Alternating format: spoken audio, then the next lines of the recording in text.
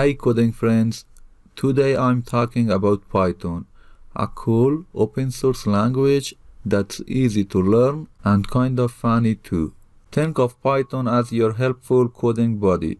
It's like having a friend who speaks in a way that computers understand. Let's explore why Python is awesome. Python is a language that makes coding feel like a friendly chat. It's not just for experts. Beginners can join in the fun too. Python organizes things neatly. It groups data and actions into objects, making your code tidy and easy to manage. Python understands and runs your code line by line. It's like telling a story, step by step. Python is designed to be easy to read and write. It's like using simple words to tell the computer what you want it to do. Python started as a project in the 80s and grew into a big friendly community.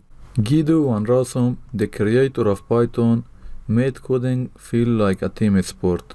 With Python, working with data is super easy. It has special tools for handling information, perfect for things like data science and machine learning. Python lets you code in different styles, whether you like telling the computer what to do step by step or organizing things like a pro. Python has your back. And here is a tip. In our journey together, I'll often encourage you to use the magic of Google search. For example, right now I invite you to pause the video and search for what is programming paradigm. Python is dynamically typed, meaning that you don't have to explicitly declare the type of a variable when you define it.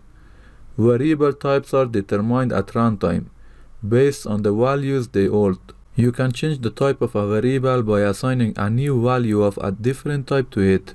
Oh, and here is a real magic. Python is open source. That means anyone can look at the code, play around with it, and make it even better. It's like a recipe that everyone can tweak and share. Let's embrace the curiosity and dive into the vast world of knowledge. Don't worry about Python 2. It's like the older version of a game. We are using Python 3, the new and cooler one.